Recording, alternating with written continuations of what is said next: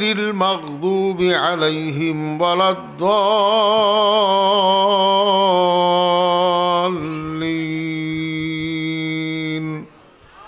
وقال رسول الله صلى الله عليه وسلم عليكم بسنتي وسنة الخلفاء الراشدين المهديين صدق الله آمنت بالله। নেহায়েত কাবিল এহতরাম সদরে জলসা মুআজ্জাজ মুকাররম উলামায়ে কেরাম, সম্মানিত হাজরিন, মহান রব্বুল আলামিনের দরবারে লাখো কোটি শুকর যে আল্লাহ তাআলা স্বল্প পরিমাণ চরগোবিন্দ কুটিপাড়া জয় মসজিদ কর্তৃক আয়োজিত আজকের ইসলামী সম্মেলনে আমাদেরকে আসার বসার বলার এবং বুঝবার মতো তৌফিক দান করেছেন। সকলে বলি আলহামদুলিল্লাহ। আমার ভাইরা, আল্লাহ তাআলা আমাদেরকে বানাইছেন মুসলমান, আমরা হইলাম ইমানদার।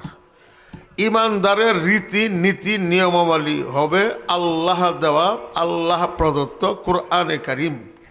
কিন্তু দুঃখজনক হলেও সত্য যে আমরা মুসলমান ঠিকই, মসজিদে যাই ঠিক, আলেম ওলামাদেরকে শ্রদ্ধা করি ঠিক, আলেম ওলামাদের কথাও শুনি, আবার মসজিদ মাদ্রাসার জন্য যত প্রকারের প্রয়োজন তার ব্যবস্থাও আমরাই করি।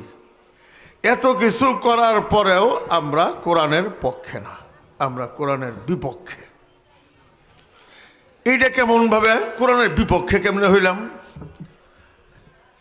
আপনারা একটু বিস্তারিতভাবে শুনেন। আমরা যখন সৌদিতে অর্থাৎ 92-93 দিকে, তখন এই যে টাকা পয়সা মাসিক বেতন টেতন যা উঠাইতাম, আমাদের রুমে আরো 10-12 জন লোক, এক এক রুমে 5-6 জন করে আমরা থাকতাম। যার যার টাকা ওই বালিশের নিচে নয়, বেশিতে বেশি তোষকের নিচে। বাংলাদেশি 20,000 30,000 করে টাকা অনুই পড়েছে। কোনোদিন দরজা লাগাইতাম, কোনোদিন দরজা লাগাইতাম না। কেন? ওই সময় সৌদি আরব পরিপূর্ণ ইসলামী রাষ্ট্র ছিল, রাষ্ট্র ব্যবস্থাটা ছিল ইসলাম। আল্লাহ তাআলা এই কোরআনে কারিম নাজিল করলেন এই জন্যই যেন আমাদের ব্যক্তি, পরিবার, সমাজ এবং রাষ্ট্র যেন কোরআনে কারিম দিয়ে চলে। এই জন্যই কোরআনে কারিম নাজিল করছেন। আউযু বিল্লাহি মিনাশ শাইতানির রাজীম। কানান নাসু উম্মাতাও ওয়াহিদাতান ফাবাআসাল্লাহুন নাবিয়্যিনা মুবাশশিরিনা ওয়া মুনযিরিন ওয়া আনজালা মাআহুমুল কিতাবা বিল হাক্কি লিয়াহকুমা বাইনান নাসি ফীমা ইখতালাফু ফীহি। আল্লাহ তাআলা বলতেছেন, সমস্ত আম্বিয়া কেরাম আলাইহিমুস সালাতু ওয়াস সালামদের উপরে আমি একটা কিতাব দিছি। এই যে কিতাবগুলো দিলাম, এই কিতাব দেওয়ার অর্থ কি? ফি মাখতালাফু ফি, অর্থাৎ এই মানুষগুলা শুধু মুসলমান না, এই মানুষরা যেই যেই বিষয়ে নিজেদের মধ্যে দ্বন্দ্ব হবে, এই দ্বন্দ্বগুলার নিরসন করবে তাদের আসমানি কিতাব দিয়া, আর আমাদের জন্য কোরআনে কারিম দিয়া। কেন? আইন মানুষ বানাইছেন আল্লাহ। এই মানুষের চলাচল কেমন হবে, কিরকম হবে, এর অপরাধজনিত অবস্থানটা কেমন হবে, এটা আল্লাহ তাআলাই সবচাইতে বেশি বুঝেন। আপনাদের একটা আইনের কথা বলি। যে ব্যক্তি ইচ্ছাকৃত একজন মুসলমানকে হত্যা করবে, আল্লাহ পাক বলছেন ফাজাযাউহু জাহান্নাম। কাফের বেঈমানদের যেরকম সারা জিন্দেগি জাহান্নাম, এই বেটার লেগেও জাহান্নাম। এর অর্থ ইচ্ছাকৃত কোনো মুসলমানকে কেউ যদি হত্যা করে, সে মুসলমান থাকে না, সে মুসলমান না। এখন এর বিচার কি? আমার কোরআনে কারিমে এর বিচার কি? কোরআনে কারিমে বিচার হলো, সে যদি স্বীকারোক্তি করে যে আমি মারছি এবং এইভাবে মারছি, এইখানে আর কোনো উকিল নাই, কোনো জেরা নাই, কোনো কিছু নাই। কেন? সে নিজেই স্বীকার করছে। নিজেই স্বীকারোক্তি দেওয়ার পরে আবার আমাদের দেশের স্বীকারোক্তির তো সিস্টেম ভিন্ন। কথা কন না কিল্লিগা? আপনার জোর করে স্বীকারোক্তি নেবেন, এটা তো শরীয়তে চলে না। মানে রাস্তা, কথার কথা, আমগর দেশে গাড়িতে অ্যাক্সিডেন্ট হইয়া কোনো লোক যদি মারা যায়, তাহলে 2-10 লাখ টাকা জরিমানা ড্রাইভারের হয় না? কিছু হয় না? কয় লাখ টাকা জরিমানা হয়? হ্যাঁ,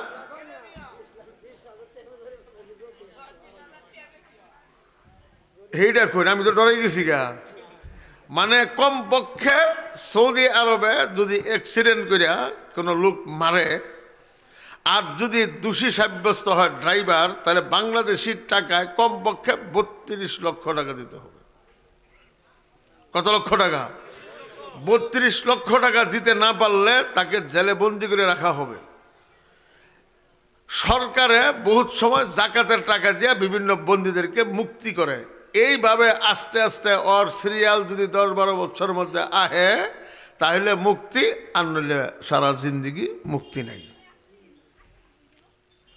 কথা কি বুঝাইতে পারলাম? বোধহয়। আচ্ছা, এখন আমগর দেশে এরশাদ সরকারও এই আইন করবার চাইছিল, বিগত সরকারও এই আইন করবার চাইছিল, কিন্তু আইন যে করবা রাস্তা খুব, রাস্তার মধ্যে বাস যদি চলে 100, অটো চলে 1000। কথা কর না কিল্লিগা? এনুর অ্যাক্সিডেন্ট স্বাভাবিক। এই যে আমাদের দেশে যে কোরআন চলবে, কোরআনটা চলবে কেমনে? কেন? যারা এই কোরআন চালাবে, যদি আইন মতো বিচার হয়, তাহলে যারা এই কোরআন দিয়া দেশ চালাবে ওদেরকেই ফাঁসি দিতে হবে আগে। আমি আপনাদেরকে আরেকটা কথা বুঝাই দিই, পরে আমার সামনের কথার দিকে যাচ্ছি।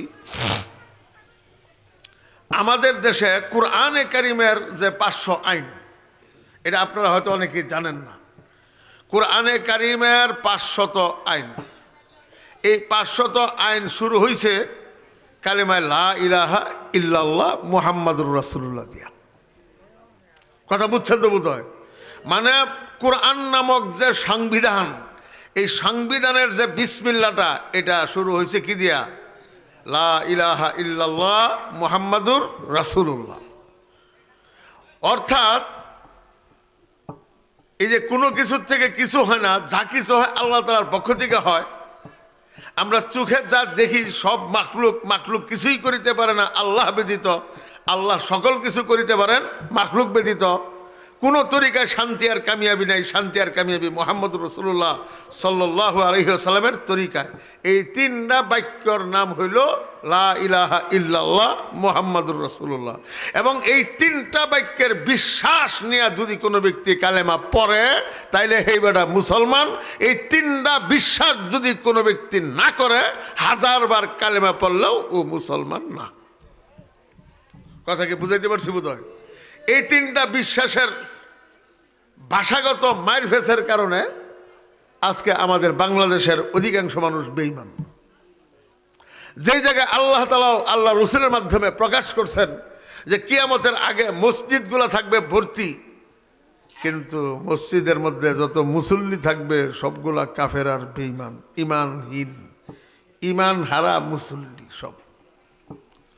দেখেন তো কেমনে এই যে কোনো কিছুর থেকে কিছু হয় না, যা কিছু হয় আল্লাহ তাআলার পক্ষ থেকে হয়। এই যে ইলিয়াস রহমতুল্লাহ আলাইহি যে কালিমার হাকিকতটা বয়ান করছেন, এটা তো একেবারে ইন্টারন্যাশনাল একটা অর্থ। কোনো কিছুর থেকে কিছু হয় না, যা কিছু হয় আল্লাহ তাআলার পক্ষ থেকে হয়। এর তো কি সব কিছুর মালিক কারা? হ্যাঁ। তাহলে আসমানের জমিক মাল্লা আল্লাহ, জমিনের মালিক হইল আল্লাহ, সমুদ্র মহাসমুদ্র যত কীট পতঙ্গ থেকে নিয়ে একেবারে হাতি, একেবারে কেসকি মাছ থেকে নিয়ে একেবারে তিমি মাছ পর্যন্ত যত প্রাণী আছে সমস্ত কিছুর মালিককে আল্লাহ। এটাকে সংক্ষিপ্ত শুদ্ধ ভাষায় এবং সাংবিধানিক ভাষায় বলা হয় সার্বভৌমত্বের মালিক হইল আল্লাহ। সার্বভৌমত্ব মানে এই পৃথিবীর জন্য যা যা লাগে এই সকল কিছুর মালিককে আল্লাহ। তাহলে সর্বশেষ অর্থ দাঁড়ালো কি? সার্বভৌমত্বের মালিক হইল আল্লাহ। বুঝছেন তো? আর চোখে যা দেখি সব মাখলুক কিছুই করিতে পারে না আল্লাহ ছাড়া। আল্লাহ সকল কিছু করিতে পারেন, মাখলুক ছাড়া। এর অর্থ কি? সকল ক্ষমতা সকল শক্তিকার আল্লাহ। এটা শুদ্ধ ভাষা কি? সকল ক্ষমতার উৎস আল্লাহ। এই দুইটা বাক্যের নাম হইল লা ইলাহা ইল্লাল্লাহ। অর্থাৎ যেই কোনো ব্যক্তি লা ইলাহা ইল্লাল্লাহ পড়বে, একিনের সঙ্গে বিশ্বাস করবে মহাবিশ্বের মালিক হইল আল্লাহ, সার্বভৌমত্বের মালিক হইল আল্লাহ, সকল ক্ষমতার উৎস হইল আল্লাহ, এবারে মুসলমান। আরেকটা রইল, সেটা কি? কোন তরিকায় শান্তি আর কামিয়াবি নাই। কামিয়াবি এটা হইল একটা ফার্সি শব্দ, মানে সফলতা। কোন তরিকায় শান্তি এবং সফলতা নাই। তরিকা এটা আরবি শব্দ, এইটার বাংলা হলো আদর্শ।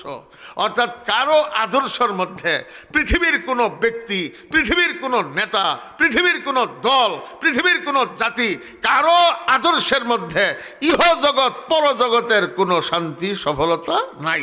শান্তি আর সফলতা মুহাম্মদুর রাসূলুল্লাহ সাল্লাল্লাহু আলাইহি ওয়াসাল্লামের তরিকায়, মানে ওনার আদর্শের মধ্যে। এই যে তিনটা বাক্য, এই তিন বাক্যের বিশ্বাস নিয়ে তারপরে সেন কালেমা পড়লে কি হবে? মুসলমান। কিন্তু আপনি করে আমি একটা কথা আরেকটু বুঝাইলই, তারপরে সামনের দিকে যাই। ভারত, পাকিস্তান, বাংলাদেশ, এই তিন দেশের নেতারা, রাজনীতিবিদরা আদর্শ হিসেবে কার আদর্শ? মানে যার যার নেতার না মুহাম্মদুর রাসূলুল্লাহর? যার যার নেতার না। যেরকম ভারতের মহাত্মা গান্ধী আছিল ইন্দিরা গান্ধীর আগে। এই মহাত্মা গান্ধী ভারত স্বাধীনের পরের প্রধানমন্ত্রী। তাহলে ভারতের সকল রাজনৈতিক নেতা সবাই মিল্লা আদর্শ হিসেবে মানে মহাত্মা গান্ধীকে। পাকিস্তানে বান্ধে কায়দে আজমকে। আমার বাংলাদেশে আওয়ামী লীগরা মানে শেখ মুজিবুর রহমান, বিএনপিরা মানে জিয়াউর রহমান, জাতীয় পার্টি হইল এরশাদ। এরশাদের সৈনিক, আদর্শের সৈনিক। কথা কন না কিল্লিগা? তাহলে এখন এই যে একটা জিনিস গেল গা, মুহাম্মদুর রাসূলুল্লাহ গেল গা। যে কোনো ব্যক্তি, সেই সরকারি হোক না বেসরকারি হোক, নয় দলের হোক, নয় রাজনীতি করে বা না করে, ও যদি এই কথা বিশ্বাস করে যে একমাত্র আমার শান্তি আর কামিয়াবি আমার নেতার আদর্শের মধ্যে, তাহলে এইবারটা কাফের, ডাইরেক্ট অমুসলিম। এখন আসেন, আমাদের দেশটা হইল মুসলমানের দেশ। আপনারা ইতিহাস তো আর জানেন না, আর জানলেও এগুলা আমরা ওয়াজ মাহফিলে তেমন একটা আলেম ওলামারা বলেন না। এই যে বাংলাদেশটা যখন খ্রিস্টানরা হিন্দুস্তান, পাকিস্তান, বাংলাদেশ, বর্মা এই দেশ চালায়, ওরা দখল করে নিল মুসলমানদের কাছ থেকে। বাংলাদেশে মুসলমান তখন কম না এরকমই আছিল? এরকমই আছিল না, মানে সংখ্যার কথা বলতেছি। মুসলমানরা হলো 90% মুসলমান ছিল, 10% অন্য জাতি আছিল। এই 10% অন্য জাতি হওয়া সত্ত্বেও এই আমাদের বাংলাদেশের হিন্দুরা এই খ্রিস্টানদের দালাল হইয়া ওরাই জমিদার, ওরাই রাষ্ট্রীয় ক্ষমতায়, ওরাই আমগরে চালায়। কথা বুঝছেন না? মানে আমগর কপালটা কতনি খারাপ দেখুন। এই ইংরেজরা, খ্রিস্টানরা আমাদের দেশ দখল করার পরে বাংলাদেশ শুধু আমাদের না, পাকিস্তান শুধু আমাদের না, পুরা ভারত আমাদের। 750 বৎসর মুসলমানদের হাতে ছিল। এই ভারতটাকে ভারত বানাইছে মুসলমানরা। এই খ্রিস্টানের বাচ্চারা 1757 সাল থেকে এইখানে দখলদারিত্ব নেওয়ার পর থেকে আস্তে আস্তে দখল করতে করতে করতে করতে পুরা ভারত দখল করে, দখল করার পরে তাদের দালাল বানায় হিন্দুদেরকে। হিন্দুরা এদের দালালি করতে করতে করতে করতে সর্বশেষ পৃথিবীর এই অংশের বেশিরভাগ জমিদার হইয়া যায়। কারা? হিন্দুরা। জমিদার হইয়া যেই পরিমাণ জুলুম আর অত্যাচার করার দরকার ওই পরিমাণ করছে। এই যে আজকে বহুদিন পরে নাম পাইছুন, এই যে ইতিহাসের নাম, এটি স্বল্প বরিয়ান চর গোবিন্দ। কেডা? এখানে গোবিন্দ আছিল মূল জমিদার। মূল জমিদার এই যে চান্দে আছিল, নাম হইল কুটিপাড়া। কুটিপাড়া মানে হ্যাঁ, ইতিহাস দেখুন গা, কুটিপাড়া কাকে বলে, কুটিপাড়া কাকে বলে আপনি ইতিহাস দেখেন গা। আমি যেদিন আপনাদের এই নাম যখন মালতীপুরে ভর্তি হইলাম তখন শুনছি কুটিপাড়া, এর আগে আমি শুনছি না। তখন থেকে আমার সন্দেহ একটা নাম যে এটা কুটিপাড়া কেন, মানে বৃহত্তর ময়মনসিংহের মধ্যে, বৃহত্তর ময়মনসিংহের মধ্যে এই যে অঞ্চলটা, এই অঞ্চলটাই ছিল সবচাইতে ধনী, সবচাইতে ধনী আছে এই অঞ্চল। এরকম ময়মনসিংহ, ফুল ময়মনসিংহের মধ্যে 12টা বা 13টা জায়গা ছিল যারা সবচেয়ে ধনী ছিল। এই ধনী এলাকাগুলোর নাম আছিল কুটিপাড়া। কথা বুঝছেন না? বুঝছেন না? আর অহনা ফহিন্নি পাড়া বানাইছে কেডা? এই খ্রিস্টানের বাচ্চারা। আপনারা তো ইতিহাস জানেন না। এরা ফসলের ট্যাক্স ধরত। কি ট্যাক্স? অর্ধেক দিতে হবে, মানে যেটা ইচ্ছা এইটাই, কারণ কইয়া নাই, মানে জমিদাররা যেটা বলতো ওইটাই ট্যাক্স। আমি আজকের থেকে 90 বছর আগের একটা কিতাব একজনের কাছ থেকে পাইছি। এই কিতাবের মধ্যে একটা কাগজ পাইছি, জমিদারের ট্যাক্সের টুকেন। এই টুকেনের মধ্যে লেখা 5 টাকা 4 আনা ট্যাক্স। কয় টাকা 4 আনা? 5 টাকা 4 আনা। পরে এক বুড়ারে জিজ্ঞেস করলাম যে জমিদার আমলে এত শোনে 5 টাকা 4 আনা ট্যাক্স, এর অর্থ কি? সর্বনাশ, কি কষ্ট তুই, কই ভাইলি? আর হলো জমিদারের কাগজ একটা পাইছি, এটার মধ্যে রসিদের মধ্যে লেখা 5 টাকা 4 আনার ট্যাক্স। 5 টাকা 4 আনার ট্যাক্স হইল কমপক্ষে বর্তমানে 10 থেকে 15 কাঠা জমিন বিক্রি করলে যে টাকা হবে ওই টাকাই হইল 5 টাকা।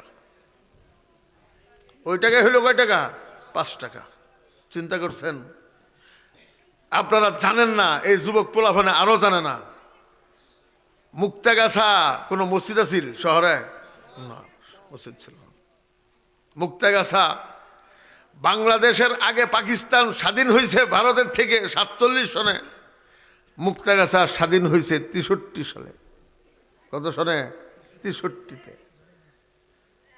63-তে কিভাবে স্বাধীন হইল? এই জমিদাররা, এই যে মুক্তাগাছার জমিদার, এই এর জমিদারগিরি 63 পর্যন্ত চলছে। যখন মুক্তাগাছার জনগণ খেপে গেল গা, যে আমগর দেশ স্বাধীন হয়েছে, শয়তান তরা অহন পিটনা, বাস এই যে আস্তে আস্তে ভাগছে। কিন্তু ভাগার আগে দিয়া লক্ষ লক্ষ লক্ষ লক্ষ স্বর্ণের টাকা সিন্ধুকের উপরে সিন্ধুক ভুইরা আমগর যারা মুসলমান দালাল আছিল, ওই যে তালুকদার আর জমিদারের মধ্যে যারা আছিল তালুকদার, এই দালালগুলারে লইয়া বাগুনবাড়ি পর্যন্ত এই সম্পূর্ণ সিন্ধুকগুলা পৌঁছাই দিছে। কথা বুঝছেন না? বুঝছেন না? মুসলমান রেখে দিছে। এমন দুর্ঘটনাও আসিল যে কোনো এলাকায় যদি কেউ মসজিদ বানাইছে, তাহলে এই মসজিদ বানানোর কারণে ওই এলাকার মানুষের উপরে 5 টাকা বাৎসরিক ট্যাক্স ধরছে, মসজিদের ট্যাক্স। যদি 5 টাকা, সারা এলাকা জুইরাও 5 টাকা ওঠানো সম্ভব না, এটা নিশ্চিত যে দিতে পারবে না। এর অর্থ কি? এর অর্থ হলো ফসল কাটার আগে এই অগ্রহায়ণ পুষ মাসে যে আমনের ফসল কাটা হবে, এই একটা ফসল ছিল মূল, আর একটা আউশের ফসল ছিল। এই আমনের ফসলের আগে যদি ট্যাক্স না দিতে পারো, তাহলে ওই এলাকার যত মানুষ এরা অবশ্যই গরিব। কার্তিক মাসটাই মানে জমিন বেচার মাস, আমরাও দেখছি ছোটবেলা। কথা বুঝাইছি কিনা? ওই সময়ের বাবা মা বাচ্চাদেরকে সান্ত্বনা দিত, এই যে ডাইল সিদ্ধ খাও, বুট সিদ্ধ খাও, আলু সিদ্ধ খাও, কোনো মতে বাচ্চা দেহ, এই যে দেহ দান পরে ফেঁকে গেছে গা, এই দান কাটতে পরে ভাত খাওয়ার বাবা। কিন্তু ওই যে 5 টাকা এই অঞ্চলের লোকজন মসজিদ বানাইছে, এই কারণে সকলকে 5 টাকা জমিদারকে দিতে হবে। কারো পক্ষে সম্ভব না, জমিদার অর্ডার দিত এই এলাকার সকল ধান কেটে নিয়ে আস, কোনো বাবার ক্ষমতা নাই একটা টু শব্দ করবে, সব ধান কেটে দিত। ছোটো ছোটো বাচ্চারা হায় হায় বুঝলা কান্নাকাটি করতো যে আমরা কি খাবো, কি খাবা এটা দেখার দরকার নেই। এই কুড়ি ভাড়া না বাংলাদেশ ফহিন্নি পাড়া। আমাদের কপালটা কিরকম চিন্তা করে দেখেন, যেই জায়গায় মুসলমানরা 800 বৎসর পুরা ভারতের রাজত্ব মুসলমানদের হাতে। আপনারা আমার কথা যদি বিশ্বাস না হয়, আমার কথা আপনারা বিশ্বাস করবেন, এটা কোনো জরুরি না। ভারতের গোলাম মর্তুজা সাহেব একটা বই লিখছেন, যে বইয়ের নাম, যে বইটা ইন্দিরা গান্ধীর আমলে লেখছে। মানে হিন্দুরা ভারত, বাংলাদেশ, পাকিস্তানে মুসলমানদের উপরে কি পরিমাণ জুলুম অত্যাচার করছে। আর এই যে বাংলা এলাকা, এই কলকাতা, আসাম, বাংলাদেশ, এই 3টা মিল্লা, বাংলা, বিহার, উড়িষ্যা, কলকাতা সহ, আসাম সহ, এটা হলো বাংলা। এই বাংলা এলাকার ট্যাক্স যখন দিল্লিতে যাইতো, রাস্তার মানুষের ট্যাক্সের পরিমাণ দেখে বুঝতো যে এটা বাংলার ট্যাক্স। কেন? এই উপমহাদেশে অর্থাৎ দক্ষিণ এশিয়ার মধ্যে সবচাইতে ধনী ছিল এই বাংলা এলাকা। এই বাংলা এলাকা সবচেয়ে ধনী। পৃথিবীর ভূস্বর্গ কাশ্মীর না, পৃথিবীর ভূস্বর্গ ছিল আমার এই বাংলাদেশ। কেন?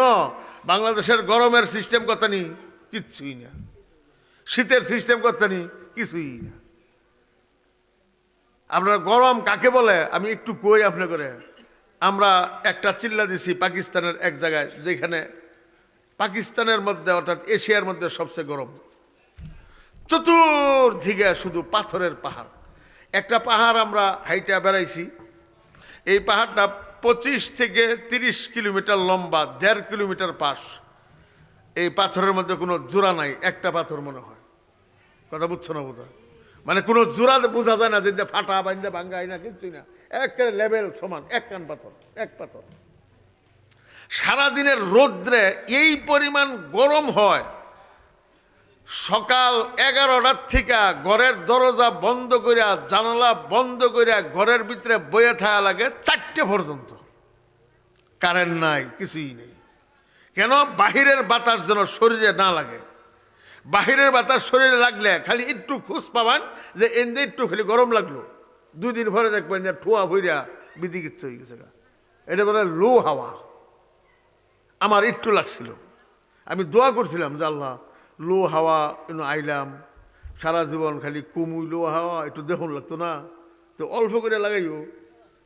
হঠাৎ চিল্লা যেদিন শেষ হবে তার কয়েকদিন আগে আমি 1টা বা 1.5টার দিকে বাথরুমে ধরছে যাইতেছি, তোর মনে সন্দেহ লাগছে কোন কামবে না, ওহ না এই উল্টা পাল্টার সময় বাথরুমে যেমন লাগে, এই টাইমে তো কেউ দরজা খুললে বাইরে হয় না।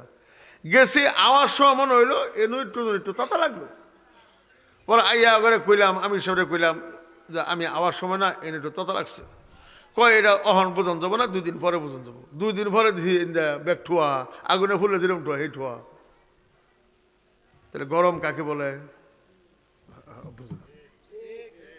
বুঝছুন? গরম কাকে বলে? বাতাস লাগান যেত না, লাগলে সমস্যা। কারেন্ট নাই, পানি ওই পরিমাণ পানিও ওই দেশে নাই যে গোসল করে আপনার ঠান্ডা হয়ে যাবেন। এইটা হলো গরম। আবার শীত প্রধান এলাকার তো আমরা মেলা গেছি। শীত প্রধান দেশ কেমন? বরফ পড়তেছে, বৃষ্টির মতো বরফ পড়তেছে, চাকা চাকা একেবারে সাদা দবদবা হয়ে যেতেছে। ফেনা আছে না, ফেনা পানি উপর দিয়ে পড়লে একটা ফেন্ডা হয় না, ফেনা এইরকম তুষের মতো পড়তেছে। পরে এটা রোদ উঠলে আস্তে আস্তে জমে জমে জমে আইসক্রিম হয়ে যায়, শক্ত হয়ে যায়, কিন্তু প্রথমে নরম থাকে। শীত কি পরিমাণ! আমি প্রায় ওই দেশে যখন গেছি তখন আমার বয়স 27 বা 26 এরকম। ওই দেশে যাওয়ার আগে জীবনে মোজা পড়ছি না। ওইখানে যাওয়ার আগে আমার ঘরে কই দিছে মোজা লয়ে যাও, সবচেয়ে মোটা যেটা সেইটা, চামড়ার মোজাও লাগবো। সবচেয়ে পশমির মোটা মোজা পরছি, উপরে চামড়ার মোজা পরছি। রাত করে এই মোজা পরেই হইছি। রাত্রে হজাক পাইলে মনে হইতো আঙ্গুলগুলা কিরকম শীতে বেঁকে বেঁকে আনতেছে মোজার মধ্যে। লেপ তো 3টা 4টা গায়ে আছে। মানে 3টা 4টা ল্যাব গায়ে দিয়ে হুতন লাগে, এই পরিমাণ শীত। সকালে মানে জীবনে তো আমরা এটা কল্পনা করছি যে অজু ছাড়া নামাজ পড়া যায়, যদি এরকম কল্পনা করছি না, কিন্তু অনুকরণ লাগে। আল্লাহ, ফজর নামাজটা যদি না থাকতো অজু কেমনে করব? গরম পানি দিয়ে তো আর ঘরের মধ্যে বয়ে তো অজু করা হয় না। গরম পানি অজু তো বাইরে বয়ে অজু করে নেবো। এই বাইরের বাতাসটা জেন্দা জেন্দা লাগে, মানে এদের তো কাপড় চোপড় নাই, মুখ কাপড় চোপড় আছে, কপাল মনে হয় যে বরফ হইতেছে, চোখ জমে গেল গা, এইরকম লাগে। গরম পানি দিয়ে অজু করে ঘরে আইতে আইতে এরকম দাড়ির মধ্যে এরকম জাকড়ায় জাকড়ায় বরফ ফেলান লাগে। মানে গরম পানিতে অজু করছেন, অন্তে আইতে আইতে গরম আইতে আইতে এই দাড়ির পানি কি গেছে গা, বরফ হয়ে গেছে গা। শীত কাকে বলে? আছে বাংলাদেশে এই শীত? হ্যাঁ,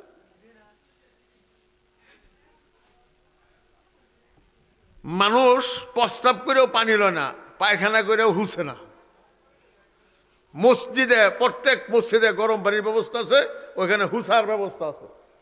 এটা কোন কথা কই হেলাম, ছাত্র করে এটা শোনাই, আপনি করে আজকে কেমনে কেমনে কই হেলাম, তাহলে কইছি দিলে ব্যাখ্যানি কই হেলাই। এটা হলো কাশ্মীরে, আমিও গেছি ওইখানে গিয়া দেখি, মানে মক্তবে ছাত্ররা পড়তেছে কি, অজুর ফরজ 5টা, অজুর ফরজ 5টা। মানে কানো লাগলো, মানে তুমি মানে ভেদা মারলো কানো। সারা জীবন ছোটবেলা ফিরে আইলাম, ব্যাগ দুনিয়ার মানুষ জানে অজুর ফরজ কয়টা? 4টা। আর সেদিন কি শুনলাম, অজুর ফরজ 5টা। পরে আইয়া এই মানুষ শুনলাম, এই অজুর ফরজ কয়টা? 4টা। ছাত্র 5টা কয়, তুই বুঝতি না। আর কে কয়, এই দেশের মানুষে প্রস্রাব পায়খানা করে পানি ভুলেও লয় না, ডিলামিলা দিয়ে পুচ্চা মুচ্চা থুয়ে দেয়। মসজিদও গিয়া হইরা প্রত্যেক মসজিদেই গরম পানির ব্যবস্থা আছে। খালি গরম পানি না, অর্ধেক মসজিদ ছাদ, মানে নিচের ফ্লোরটা এত্তানি উঁচা। এটা হলো মূল মসজিদ, ওইটা হলো বারিন্দা। এই বারিন্দাটা এত 10 ইঞ্চি একটা মানে এই ঢালাই, কয় ইঞ্চি ঢালাই? 10 ইঞ্চি ঢালাই। ওইটা নিচে সব ফাঁকা। এরকম বিশাল বিশাল কাঠের গুড়ি পাওয়া যায়, যেই কাঠটা হইলো কেরাসিন কাঠ। মানে কাঁচা থাকতে মেস খুঁচা মারলে জ্বলে যায়, আর হুগাইলে সহজে আগুন ধরে না, আর দললে ছাড়ে না। এই কাঠগুলা এত বড় বড় গুড়ি, এই কাঠটার মধ্যে আগুন দেওয়া ছেড়ে দিলে কমপক্ষে 3 থেকে 4 মাস জ্বলবে এই গুড়িটা। এই নিচে যে সব কাঠ দিয়ে বাস আগুন দিয়ে দেয়। শীতের শুরুতে নভেম্বরে আগুন দেয়, নভেম্বর চলে, ডিসেম্বর চলে, জানুয়ারি চলে, ফেব্রুয়ারি যেতে যেতে এটি কয়লা ময়লা আস্তে আস্তে ওই জায়গা। আর এতে এই যে ওয়ালটা 10 ইঞ্চি যে এই যে ইটা যে ঢালাইটা, এটা এই পরিমাণ গরম হয় যে উপর দিয়া এত্তানি মুড়া করিয়া লেফের মতো বানাইয়া রাস্তার মধ্যে চট দেওয়া আছে, ওইটা আটটা আউন লাগে। এইটার গরমে পুরা মসজিদ কি থাকে, গরম থাকে। মসজিদে গেলেই আপনি সব কাপড় চোপড় খুললা একে হুদা জামা ফিরে বই থাকবেন, কি আরাম। এখানে হলো ফজরের আগেই ব্যাগ বেড়া মুছে জায়গা, কেন যার গোসলের দরকার বাড়ির সিস্টেম নাই, যার হুসনের দরকার বাড়ির সিস্টেম নাই, আগা হুতা মুছা যা আছে সব মসজিদ। কথা বুঝছেন না? এখন অজুর ফরজ 5টা কেমনে? ওই যে 1 নম্বরে তোহারাত হাসিল করা। 1 নম্বরে কি হাসিল করা? মানে আগে হুসা। কথা বুঝছেন না? মানে আগে হুচ্ছে লবো, তারপরে অজু করবো। ওইটা ফরজ কইছে কি লিগা? ওই যে ঢিলা মিলা ঠিক মতো কেউ ব্যবহার করে, কেউ ব্যবহার করে না, এই সমস্যা। এই যে এই কারণে ওইটারও ফরজ বানাইছে ওরা। তাহলে শীত কাকে বলে? এই শীত আছে আমাদের বাংলাদেশে। আচ্ছা, আমি মোটামুটি হিন্দুস্তানের প্রায় সকল জায়গা, মানে কলকাতা, বিহার, উত্তরপ্রদেশ, পাঞ্জাব, কাশ্মীর, বহু জায়গায় ঘুরছি। পাকিস্তানের একেবারে করাচি থেকে গেলে পেশোয়ার, চিত্রাল পর্যন্ত সব জায়গায় গেছি, বড় বড় সব জায়গায় গেছি। সৌদি আরবেও কম ঘুরছি না। কিন্তু বাংলাদেশের মতো এত ঘনবসতি পৃথিবীর কোথাও নেই, পুরা পৃথিবীর নেই। কেন?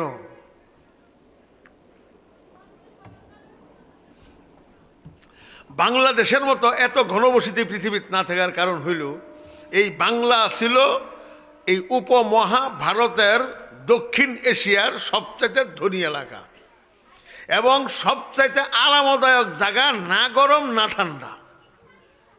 কথা বুঝছেন না? এবং কাশ্মীরের লোকেরা কয় বাঙালি তোরা আইস খাবার লিগাইছ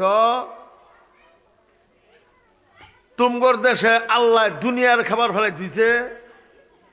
মানে কাশ্মীরের মূল ফসল একটা আমনের ধান, মূল ফল কি ফল হইল আপেল, আপেলের প্রচুর বাগান, আপেল আখরোট বাদাম, এই তিনটাই বাস শেষ। ওরাই আম করে কয় তোমগর বাংলাদেশে আম আছে, কাঁঠাল আছে, জাম আছে, লিচু আছে, পেঁপে আছে, দুনিয়ার যত ফল সমস্ত ফল বাংলাদেশে।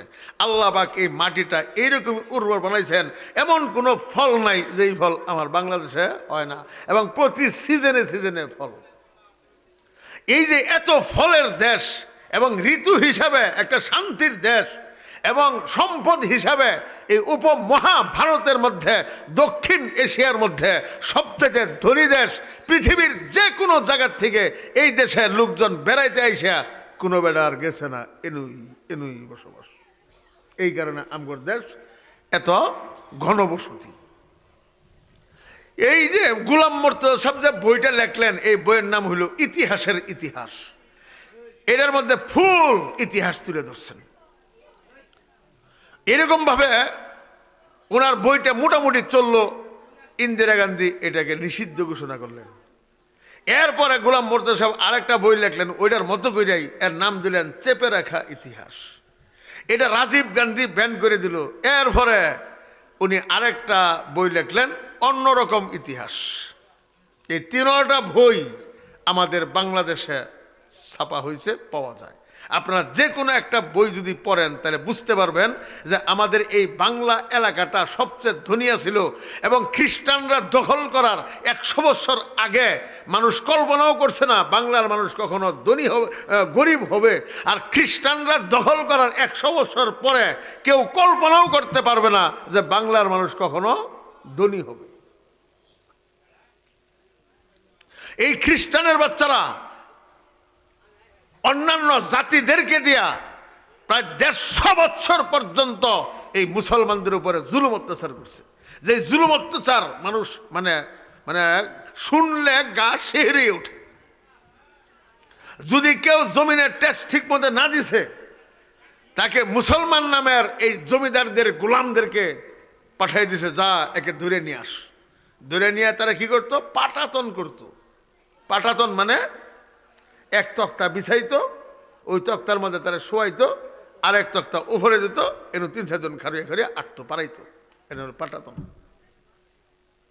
আর এই কামটা করতো যে ওর সামনে মানে একা একা না, মানে এই কামটা যদি করতো আমারে ধরে নিয়ে করছে, বাস ছেলে কোনো সমস্যা নাই, মানে আমারেও ধরে নিছে, আমার বউ পোলাপানও ধরে নিছে। এই বউ পোলাপান বাচ্চাদের সামনে বাপেরে এই কামগুলো করতো। কথা বুঝছেন না? বুঝছেন না? এটা হইলো আমগর নসিব। আর এই খ্রিস্টানের বাচ্চারা 47 সনে এই দেশ ছাড়তে বাধ্য হয়েছে। যাওয়ার সময় কয়ে গেছে, হুন তগর জ্বালায় তো থাকবার পাইলাম না, আমার যাওন লাগতেছে গা, কিন্তু সাবধানে হুন, আমি তোদের জন্য 511টা আইন দিয়ে গেলাম। এই 511 আইন দিয়ে তোমরা দেশ চালাবা, হুজুর গর কথা শুনল না, আলেম গর কথা শুনল না। আর তোমার স্কুল কলেজ ভার্সিটিতে সিলেবাস দিয়ে গেলাম, সাবধান এন কোরআন আর হাদিস ঢুকায়ও না, তাহলে তোমাদের ফলাফল সন্ত্রাসী হয়ে যাবে। এই 47 সনে খ্রিস্টানরা আমাদের দেশ ছেড়ে চলে গেল। এই 47 থেকে আজকের দিন পর্যন্ত আমাদের বাংলাদেশের যত নীতি, যত রীতি, এই সব হইল খ্রিস্টানের, আমরা মুসলমান। কথা বুঝছেন না বোধ হয়? মানে যত রীতিনীতি সবগুলা কার? কিন্তু আমরা কি মুসলমান। আচ্ছা আমি একটা একটা কই, আল্লাহ হুনুন দেখি। আমাদের মুসলমান হওয়ার জন্য শর্তটা কি? সার্বভৌমত্বের মালিক বিশ্বাস করতে হবে কে? আল্লাহ। সকল ক্ষমতার উৎস বিশ্বাস করতে হবে কে? আল্লাহ। আর একমাত্র আদর্শ কার? আল্লাহর নবী মুহাম্মদুর রাসূলুল্লাহ সাল্লাল্লাহু আলাইহি ওয়াসাল্লামের আদর্শ। এই 3টা বিশ্বাস নিয়ে যদি কেউ কালেমা পড়তে পারে তাহলে হ্যাঁ হইল মুসলিম, মুসলমান। এখন আসেন এই যে কোরআনে কারিম, এটা শুরু হয়েছে লা ইলাহা ইল্লাল্লাহ দিয়া, এই 3 বিশ্বাস দিয়া।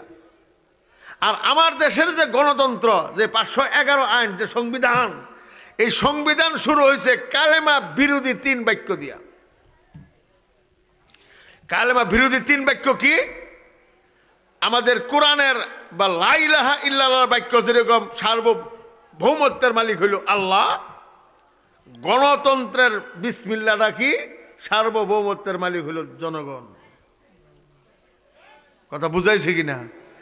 আমার লা ইলাহা ইল্লাল্লাহর আরেকটা অংশের তর্জমা হইল সকল ক্ষমতার উৎস আল্লাহ, আর ওরা শুরু করছে সকল ক্ষমতার উৎস জনগণ।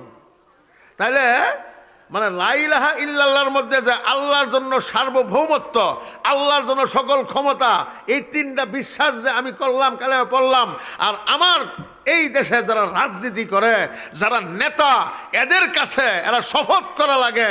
কি শপথ করা লাগে?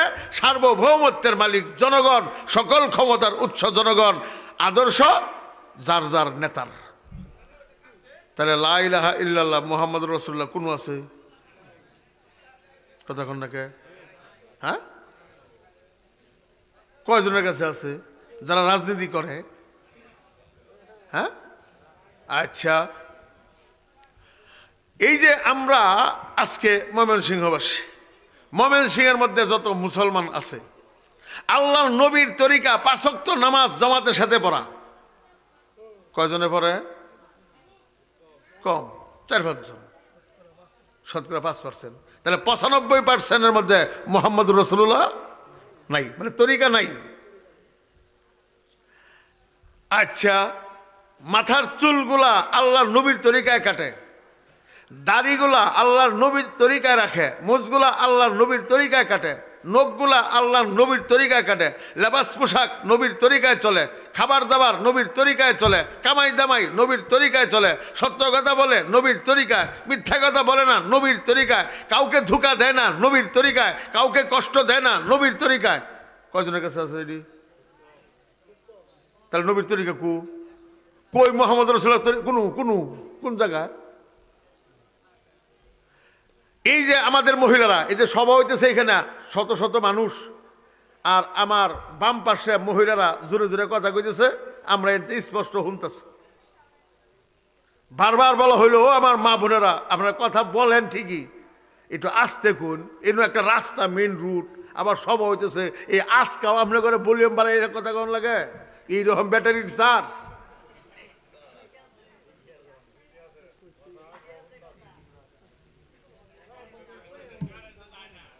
হ্যাঁ হ্যাঁ হ্যাঁ, আল্লাহ শুনুন। এই যে মহিলা, আমার বাংলাদেশের মহিলা কয়জন শরীয়তের পর্দা মতো চলে, ইসলামের পর্দা মতো চলে? কয়জন? মাথাগুলা ঘুরে রাখে কয়জন? বুক পিঠ ঘুরে রাখে কয়জন? কথা কন নাকে? ব্লাউজটা বানায় নবীর তরিকায় কয়জন? কথা কন নাকে? হ্যাঁ, বাজার ঘাটে যায় না নবীর তরিকায় কয়জন? হ্যাঁ, আচ্ছা, স্বামীর কথা মতো চলে এরকম মহিলা কয়জন?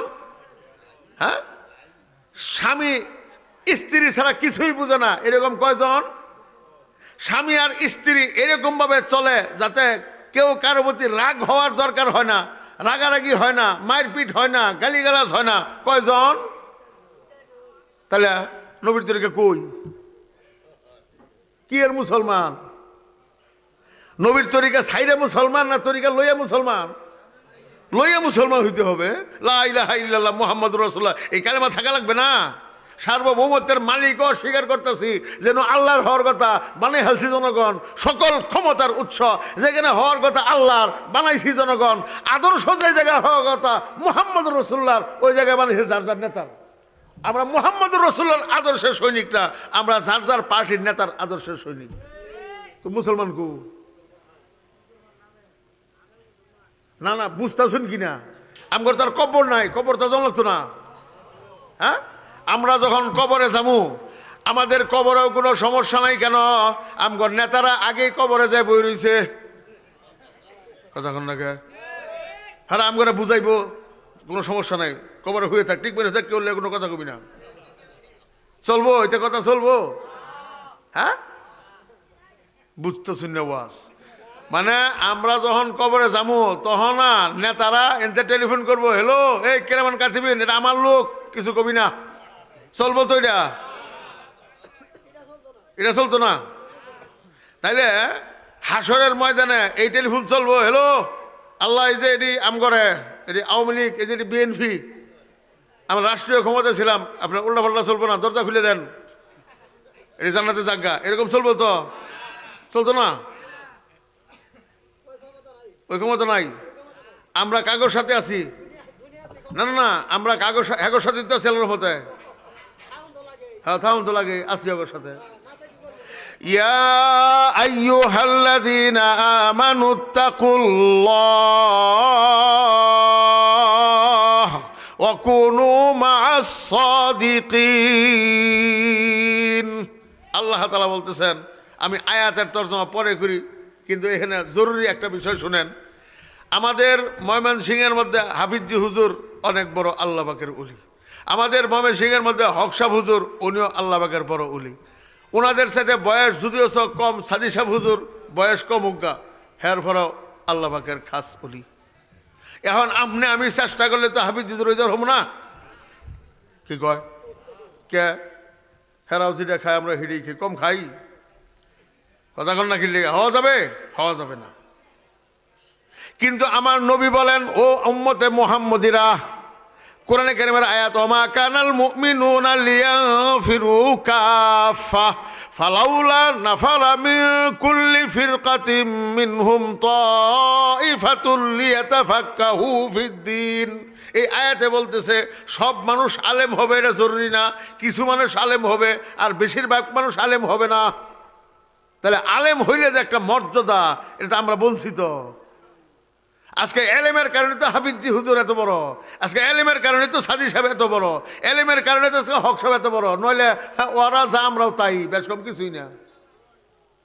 আল্লাহ রসুল বলেন, বড় আলেম হওয়া কঠিন, আল্লাহওয়ালা হওয়া কঠিন, কিন্তু কোনো ব্যক্তি যদি কোনো হক্কানি রব্বানি আলেমের পরামর্শে চলে, নিজের জীবনটা যদি কোনো আল্লাহ পাকের ওলির পরামর্শে পরিচালনা করতে পারেন, আল্লাহর ওলিদের সাথে যদি আপনাদের সম্পর্ক থাকে, আত্মার সম্পর্ক, কিয়ামতের ময়দানে ওই আল্লাহর ওলির মর্যাদা হবে যাহা, আমার আপনার মর্যাদা হবে তাহা। তাহলে অসুবিধা, তাহলে কাগজ লগে থাকুন লাগবো, আলেমগুলো লগে, তাহলে হাসর ময়দানে কিছুটা ছাড় পাওয়া যাবে। তাহলে আমরা মানে এই সারা জীবন কাটাইলাম খালি আলেমগুলো লগে তো নাকি না, হ্যাগর লগে, হ্যাগর লগে, হ্যাঁ তবে আর কবে? ওদিন কি মাসলাতে কইছিলাম কি ওই সবাব জামাইয়ে যদি কইছিলাম, হ্যাঁ কইছিলাম, আচ্ছা ওইটি আজকে না কই, না না না অনুযায়ী কইছিলি না। এই যে 511 আর 500, এখন আপনি করে এই 500 আর 511 আইনের কথা বলি, এইটা আমগর দেশের আলেমুলামারা এখনো খবর হইয়া হারছে না। শুয়োরের গোশত হলো নিষিদ্ধ, হারাম। যদি আপনার এই বাদরপুর মিল্লা একেবারে স্বল্প আর অল্প বৈরান মুইরান সবার যত বড় বড় লোক আছে, যত ধনাঢ্য ব্যক্তি আছে, যত শিক্ষিত সরকারি কর্মকর্তারা আছে, সবাই বড় লোকেরা মিল্লা যদি পরামর্শ বহে যে শুয়োরের গোশত তো বাংলাদেশে অনেকেই খায়, এটা কোরআনে নিষেধ করা হয়েছে, এটা বেহিক অনেক মেসেজে খায়, এরপরে এটার গোশত অনেক সুস্বাদু আবার অনেক শক্তিশালী, তাহলে আমরা এই বৈরান মৈরান যত বিজ্ঞ লোক আছি, আমরা সবাই মিল্লা আজকের থেকে শুয়োরের গোশতকে বৈধ ঘোষণা করা হইল। মিয়া, শুয়োরের গোশত বৈধ ঘোষণা করলে, এই বৈধ ঘোষণা করার কয়দিন পরে এই লোকগুলা কাফের হবো? হ্যাঁ নগদ, যদি জনগণ হয় তাহলেও কাফের, আর সরকারে করে তাহলে কাফের। তাহলে বাংলাদেশে যত সরকার এই পর্যন্ত গেছে, সকল সরকারের কাছে সুদ বৈধ, মদ বৈধ, জিনা ব্যবচারী বৈধ, বেফর্দা বৈধ, কথা কন নাকে, এটা আবার এমনে না, আমি যে মুখস্থ করলাম এমনে না, আমি দণ্ডবিধি বলি। বাংলাদেশ দণ্ডবিধির ৩ নম্বর ধারা, বাংলাদেশ দণ্ডবিধির ৫১১ কয় নম্বর? ৩ নম্বর। এখানে কি? মদ অবৈধ। মানে পাকিস্তান হওয়ার পরেও মদ অবৈধ, বাংলাদেশ হওয়ার পরেও মদ অবৈধ। ৩-৪টা সরকার যাওয়ার পরে এক সরকার আইলো, কেডা আপনারা নাম জিজ্ঞেস করবেন, যে সব আমার কম লাগবে জরুরি না। আপনারা আপনাদের দলের লোকে করে জিজ্ঞেস করবেন যে আমাদের বাংলাদেশে যে মদটা যে অবৈধ আছিল, এই ৫১১ আইনের মধ্যে যে মদ ৩ নম্বর ধারায় যে অবৈধ ছিল, এই মদের কেডা বৈধ করছে, কোন সরকারে? তাইলে বুঝবেন আপনারা কই আছেন।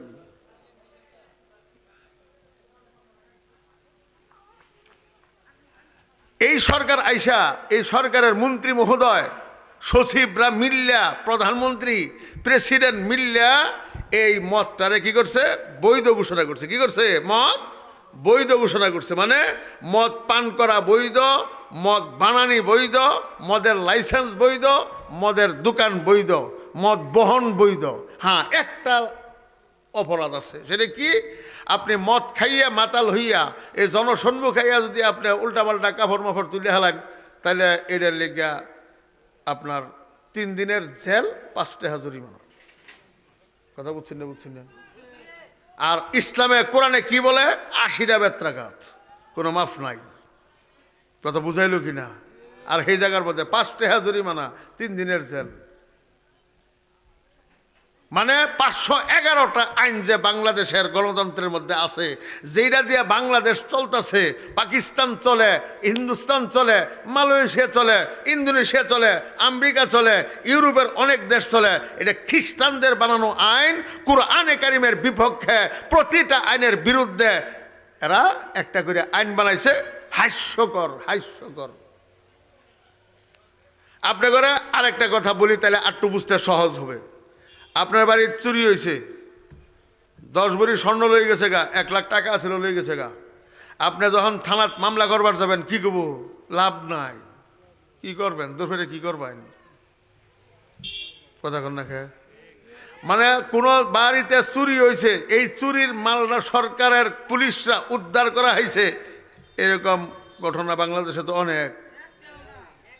আচ্ছা, আপনি রাস্তা দিয়ে আইতেছেন মুক্তাগাছা থেকে, আপনার কাছে 10 লাখ টাকা, যেই মনতলার ব্রিজের কাছে আইছেন, 10-12 জন পোলাফানে দূরে লয়ে গেছে গা। মুক্তাগাছা থানা গেলে কি করবো? কোনতে নিছে? এই যে ব্রিজের অন্তে, তাহলে ময়সিংহেন গা, মুক্তাগাছার ব্রিজ আমগো না। ময়সিংহে কি করবো? কোনতে নিছে অন্তে? মুক্তাগাছা গা। আর সবুর ও হনে বেতা তুলে হলেন কে? 9 মাস যাক, পরে বেতা উঠুক।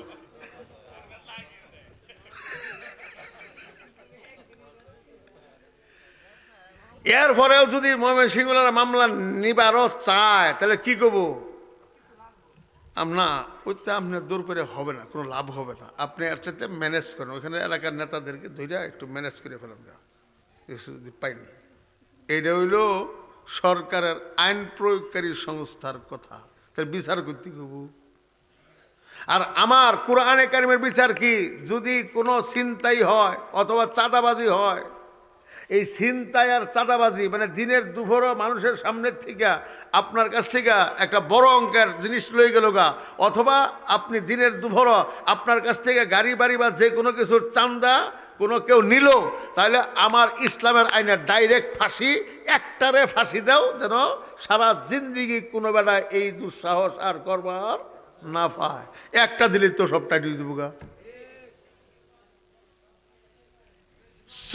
চুরির তো কোনো আইনই নেই কে আমার ইয়েতে। একটা আইন আছে, গরু চুর। কথা কন না কি লেখা? এই আইনটা আছে, গরু চুর। আপনার পড়েন, বই পড়েন, এটা উপর ধারার মধ্যে আছে। চুরের শাস্তি যদি প্রমাণিত হয়ে যায়, 3 মাসের জেল। ও হয়েছে 1,000 টাকা জরিমানা। হ্যাঁ, তাহলে চুরি কয় হাজার টাকার করছে ওইটার খবর নাই।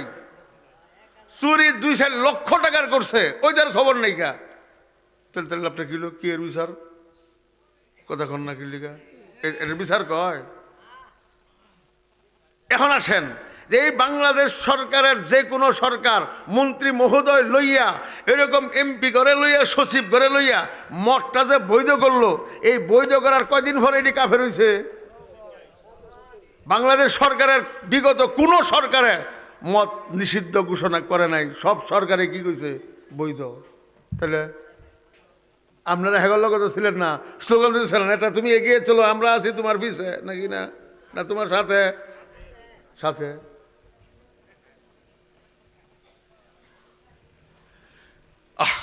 আমার ভাইরা, আমার ছোটবেলা থেকে প্রশ্ন, এই এত হত্যাকাণ্ড, দৈনিক হত্যাকাণ্ড, মাসে 200 হত্যাকাণ্ড, বছরে 1000-এর উপরে হত্যাকাণ্ড বাংলাদেশে হয়, ব্যক্তির মামলা হয়, কিন্তু 100টা মামলার মধ্যে 80টা বেকসুর খালাস, 10টার মধ্যে যাবজ্জীবন, 5টা চলমান আর 5টার মধ্যে ফাঁসি।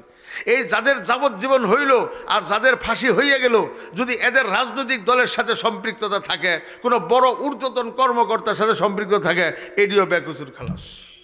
ধরা খাবো কোনগুলা? গরিব মানুষ, টাকা টুকা নাই। আমরা যারা গরিব আছি, এটি আমগড্ডা আবার আইন ঠিক আছে, কথা কন নাকি লিগা? তাহলে বিচারটা ফাঁকাটা কোনটা? কোন ফাঁক দিয়া এরা বাইরে হয়ে যায়? বাংলাদেশ দণ্ডবিধির 302, বাংলাদেশ দণ্ডবিধির কত? 302 হত্যাকাণ্ডের ধারা। এই ধারা বয়ান করতে গিয়া উপধারার মধ্যে বলে কি কয়? হঠাৎ উত্তেজনা বশত কোনো কেউ কাউকে মারিয়া ফেলিলে ইহা খুন নহে। বুঝছেন না? মানে হঠাৎ আপনার কথা কাটা উঠলো, বাস আমার রাগ উঠলো, আপনারা বেরি মেরে মেরে হারাইলাম, ইহা মার্ডার না, এটা খুন না, বাস। কারণ এই জায়গার মধ্যে উচিত আছিল যে বেটায় আইন বানাইছে যে ইহা খুন নহে, এটা শূন্য হেরে ওরে 2-3টা বাড়ি মারুন, মেরে হালান। বিচার কি? বিচার না, আমি হঠাৎ উত্তেজনা বশত তোমাকে মারিয়ে ফেলিলাম, কথা কন না? তাহলে এই যে আইনটা, এটা কোরআনের বিপক্ষের আইন। কোরআনের বিপক্ষের আইন কেমন? কেউ কাউকে হত্যা করলে বাস, কোনো উকিল মুকিল নাই, সে যদি স্বীকার করে এবং বুঝে আসে যে এ বেটায় মারছে, বাস তারেও ফাঁসি দিয়ে দাও, কোনো নেই। এইরকম ভাবে যে বেলায় খুন করলো, এই খুনের পক্ষে যারা পক্ষ অবলম্বন করবে, যে কোনো ব্যক্তি যে কোনো অপরাধের পক্ষ অবলম্বন করবে, আমার কুরআনে কারিমে বলতেছে অপরাধীর বিচার হবে যাহা, যারা যারা এনার পক্ষ অবলম্বন করলো ব্যক্তির বিচার হবে তাহা। বাস্তব শেষ। তাহলে কোন বেটা আবু ওখানে একটা সুর ধরে দেখুন না, আল্লাহ কত নেতারাই হাজির হবো, এটা সর পারবো, হ্যাঁ চুরি করছ, দেন দেখি কি করা যায়, এটা পরে কবো 20,000 আমার দিয়ে লাইস, ওরা 200 দিয়ে লাইস, তুই জাগা, কথা কন না? কথা বুঝতেছুন না? বুঝতেছুন না? এই বাংলাদেশ দণ্ডবিধির 391, 392 এটা আরো জঘন্য। 18 ঊর্ধ্বের কোন যুবতী, বিবাহিত হোক অবিবাহিত হোক, যদি সন্তানের মা হোক আর না হোক, যদি অন্য কারো হাত ধরিয়া চলিয়া যায়, ইহা এই দণ্ডবিধির 2টা ধারা হিসাবে অপরাধ নহে, অপরাধ না। চিন্তা করছেন? এই যে অপরাধ নহে যে লেখলো, এবারটা মুসলমান আছে তো, হ্যাঁ? আর যারা মান্য চলে হেরা কি? হেরাও হে একই। আর আমরা হেগোর সাথে যাচ্ছি, কথা কন না কে? হ্যাঁ, আমরা এগোর সাথে নাই না আছি, এগোর লোক তো সারা জীবন কাটাইলাম, এগোর নিয়ে সারা জীবন কাটাইলাম। এদের যত অপরাধ, এই অপরাধের সঙ্গী হইলাম আমরা। আর আল্লাহ পাক বলতেছেন যে না, আলেম আমাদের সঙ্গী হও, কমাস কম কিয়ামতের ময়দানে হাসরে বাঁচার একটা রাস্তা হবে। আমরা দুনিয়াতে আইছি ঈমান লয়ে যাওয়ার জন্য, আর এই ঈমানটা কি পরিমাণ? হযরতে মুসা আলাইহিস সালাতু ওয়াস সালাম বলতেছেন, ও আল্লাহ, আমাকে এমন একটা কালেমা শিক্ষা দেন যেই কালেমাটা সবচেয়ে দামি। আল্লাহ পাক বললেন, ও মুসা পড়ো লা ইলাহা ইল্লাল্লাহ। মুসা আলাইহিস সালাম কয়, ও আল্লাহ, এটা তো বেহিজন, এটা তো পুরান কালেমা। আল্লাহ বললেন, ও মুসা, তুমি জানো না মহাবিশ্বের যত আসমান জমিন এবং মাঝে মাঝে যা কিছু আছে, এক একটা গ্রহ, এক একটা তারকা আমাদের এই পৃথিবীর চাইতে হাজার হাজার কোটি গুণ বড়, এক সূর্যটাই 13 লক্ষ গুণ বড়।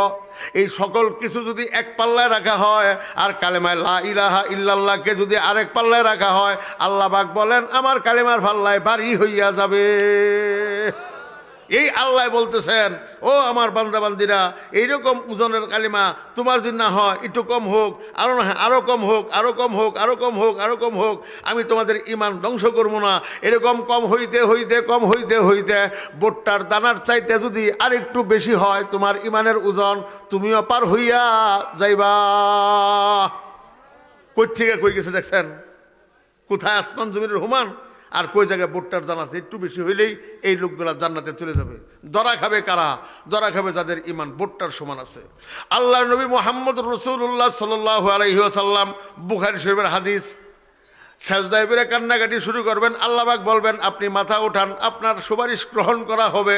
আল্লাহ পাক বলবেন, ওগো মুহাম্মদ সাল্লাল্লাহু আলাইহি ওয়াসাল্লাম, আপনি জাহান্নামে যান, যার অন্তরে ভুট্টার দানার সমান ওজন একটা ঈমানদার পাওয়া যায়। একজন মানুষের মধ্যে ভুট্টার দানার সমান ওজন যদি ঈমান পাওয়া যায়, ওই সমস্ত লোকদেরকে জাহান্নাম থেকে মুক্ত করে জান্নাতে পৌঁছায় দেন। তাহলে এটি ধরা খাইছে, এটি কি হয়েছে?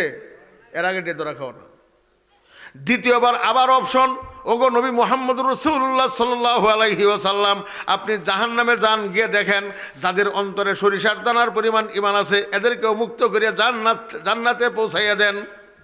নম্বর 3, ও নবী মুহাম্মদ রাসূলুল্লাহ সাল্লাল্লাহু আলাইহি ওয়াসাল্লাম, আপনি জাহান্নামে যান, যাদের অন্তরে সরিষার দানার 70 ভাগের 1 ভাগ ঈমান আছে, এই ব্যক্তিগুলাকেও জান্নাতে পৌঁছাইয়া দেন। যখন লেখাপড়া করছিলাম মনে হয়েছে জাহান্নাম আল্লাহ এমনি বানাইছে, যাবো কেটা, আর অহন দেখি ইমানই নেই কে, লা ইলাহা ইল্লাল্লাহর বিপক্ষে আমরা, মুহাম্মদ রাসূলের বিরুদ্ধে আমরা।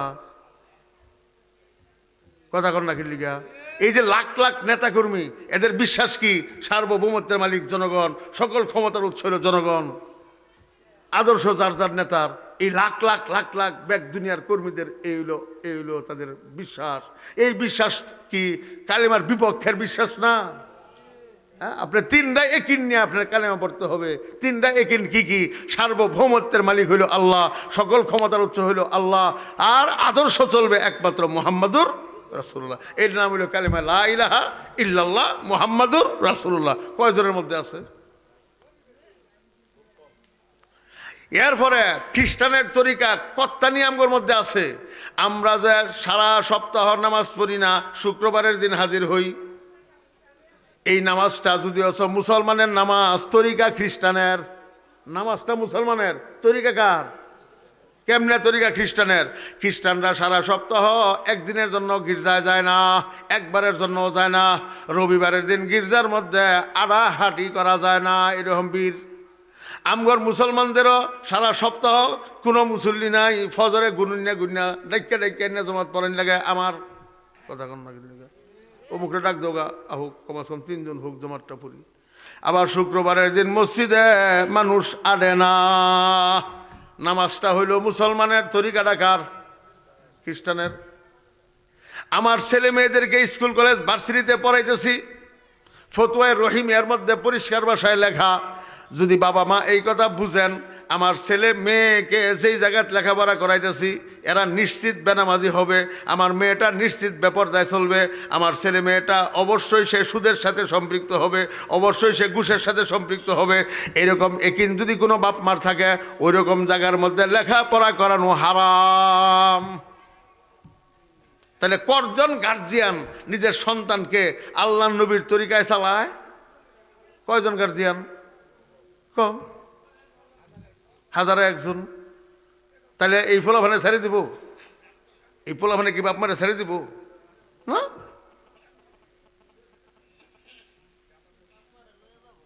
কেমনে লয়ে যাব এটা একটু কইয়া আমি শেষ করে দিই। কিয়ামতের ময়দানে সন্তানদেরকে বলা হবে, ওরে সন্তানের দল, তোরা কেন আমার পথে আমার রসুলের মধ্যে চললি না?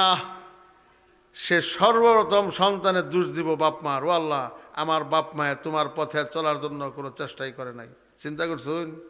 ওই বাপেরা, হ্যাঁ, বিয়া তো করছেন খুব মজা, আল্লাহ ওর বাড়ি গেলে খালি রান, পোলা ফান হইলে তো একেবারে মাথার থেকে পা পর্যন্ত ছাড়ুন। কথা বুঝছেন নাকি লিখা? হ্যাঁ, আমার এক মেয়ে আল্লাহ পাক দিছেন 2.5 বছর বয়স। এরে আজকা ওর কপাল একটা সময় দিছি, কয় আব্বু 5টা। কি কয়? 5টা মানে 5টা মানে পরে ওর মায়ে কইছে যে আমি যে ওর কপালের সময় দিই 1টা 2 হাতে 2টা 2 ভাও 2টা, আমার হলদুন লাগবো 5টা। এরকম আদর করে তো ব্যাগবাটি ফালছুন। কথা কন নাকে? বুহের মধ্যে আজ্ঞা দিলেও তো গন্ধ লাগে না। এরকম আদর দিতে আমরা সন্তান লালন পালন করি। আর এই সন্তানকে যদি দিনের পথে পরিচালিত না করি, দিন না শিখাই, কোরআন না শিখাই, নামাজি না বানাই, আলেমদের সাথে সংযুক্ত না করাই দেই, এই পোলাবানের সর্বপ্রথম কিয়ামতের ময়দানে কি কইব? ও আল্লাহ, আমার বাপ মা আমাদেরকে তোমার পথে চলার জন্য কোনো চেষ্টাই করে নাই। বাপ মায়ের যদি চেষ্টা করিয়া থাকে, ও গো আল্লাহ, আলেমদের কাছে লয়ে গেছি, মাদ্রাসায় লয়ে গেছি, বাগছে, তবলিগও ভাড়াইছে, সময় লাগাইছে না, জুমাত লয়ে গেছি, পিছে দিহি নাই। পোলাফান্ডে কো কিরে তোর বাপ মা কি কয়? ঠিকই কয়। তো ভালো চেষ্টা কি লিখা কয়? আমগর এলাকার আলেম ওলামারা আমগরে কোনো চেষ্টাই করছে না, আলেমরা খালি খাইছে আর খালি ঘুমাইছে, আলেম করে ছাড় নাই। আল্লাহ পাক আলেম করে হাজির করবেন, জিজ্ঞাসা করবেন এরা তোমার বিপক্ষে অভিযোগ দিচ্ছে। আলেমরা যদি কয় আল্লাহ বহুত চেষ্টা করছি, আর বাপ মারা শুদ্ধা দেয়া চেষ্টা করছি, লাভ হইছে না। আল্লাহ যে কিরে ওই যে হুজুরা বলে চেষ্টা করছে, কহ চেষ্টা করছে, তাইলে আল্লাহ ওই নেতারা নেত্রীরা আমগরে পথভ্রষ্ট করছে। ক্বালু ইন্না সাদাতানা ওয়া কুবারানা ফাআদাল্লুনা সাবিলা। ও আল্লাহ, আমগর বড় ভাইয়েরা, আমগর নেতারা কলেজ ভার্সিটিতে বড়দেরকে বড় ভাইটা হ্যাঁ, আর আপনারা গ্রামের মানুষ যারা হেরা নেতাটা হন। আল্লাহ পাক 1400 বছর আগে কোরআন নাজিল করছেন, হাজার হাজার বছর আগে কোরআন লেখা হয়েছে। আল্লাহ পাক জানে বাংলাদেশে 2টা দল হবে, জনগণের দলে ডাকবো নেতা, স্কুল কলেজে ডাকবো বড় ভাই। অকালু ইন্না সাদাতানা ওয়া কুবারানা ফাআদাল্লুনা সাবিলা। ওগো আল্লাহ, আমগর বড় ভাইয়েরা, আমগর নেতারা আমগর পথভ্রষ্ট করছে। আল্লাহ পাক নেতাদেরকে হাজির করবেন। নেতারা যদি কয় না আমগো লেগে সম্পর্ক নাই, জানি না চিনি না, বাচ্চা যাবে গা, আর অর্ডার দেওয়া থাকলে ধরা খাবে, না দেওয়া থাকলে বাচ্চা গেল গা। 4 নম্বরে জিজ্ঞেস করবে, এই সন্তানের দল, বাবা মাকে দোষী সাব্যস্ত করতে ব্যর্থ হইলা, আলেমদেরকেও ফাঁসাইতে পারলা না, নেতারাও আটকা পইরেও বাচ্চা গেল গা। এখন বলো আমার পথে, আমার রাসূলের মতে কেন চললা না? এরা চিন্তা করে দেখবে কাউকে তো দোষ দেওয়া সম্ভব না, সব রাস্তাই বন্ধ।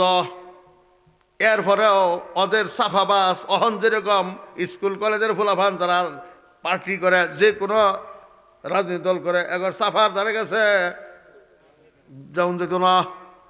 কথাক্ষণ রাখি লিগা আপনাদের সামনে তো যে বুড়ারা শাস্ত্রে চা খায়, এটি তো সবচেয়ে বড় বক্তা ওই এলাকার। কথাক্ষণ রাখি লিগা কেন আমরা ওয়াজ করি, আপনারা চাষটলে বয়ে রিসার্চ করেন কোন বক্তার কথাটা কিরম করে অর দরকার ছিল, ওইলো না ওইরকম, এই কথাটা এরকম করে কইল, এটা আম করে কইল, তোর বাহের কাছে আমরা ওয়াজ শিখ গেলুম। কথা বুঝছেন না বোধ হয়? এইটা কিয়ামতের ময়দান, সবাই জানে কিয়ামতের ময়দান লুকোচুরি চলবে না, মিথ্যা প্রতারণা চলবে না, এটা দুনিয়া না। এরপরেও বাঁচার চেষ্টা করবে, আরেকজনের দূর চাপাইয়া দিয়া দিয়া দিয়া দিয়া দিয়া দিয়া। বর্তমান বাংলাদেশেও তাই তো, হ্যাঁ, বুম মারে একটা সাফায় আরেকজনের।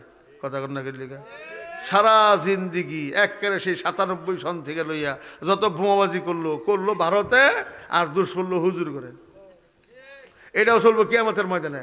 আল্লাহর এই স্বার্থ না মিয়া, আপনি করে ছাড়ি দেবো মিয়াম করে, আপনার স্বার্থ না। কিভাবে করবো? আল্লাহ পাকের সামনে দাঁড়াইয়া এমন একটা জঘন্য মিথ্যা কথা বলবে যেটা আল্লাহরও সহ্য হবে না। কি কব? আও তাকুলা লাউ আন্নাল্লাহা হাদানি লাকুনতু মিনাল মুত্তাকিন।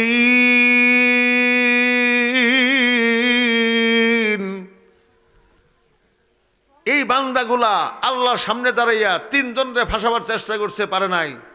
এখন আল্লাহ পাক বলবে, এখন কসে দিহি তোর বাপ মাও চেষ্টা করছে, আলেমরাও চেষ্টা করছে, নেতাদের সাথে তোর কোনো সম্পর্ক নাই, তোমরা মারামারি যা কিছু করছো নিজের ইচ্ছায় করছো, আমার তরিকায় চলো নাই, আমার নবীর মতে চলছো না, কেন চলছো না বলো। কোনো রাস্তা না পাইয়া মাথাটা নিচু করবে। আমি প্রথম তর্জমা যখন করবো বুঝিয়ে ফেলাইতে হবে, 14 বার করে বুঝবেন না, প্রথমবার বুঝতে হবে।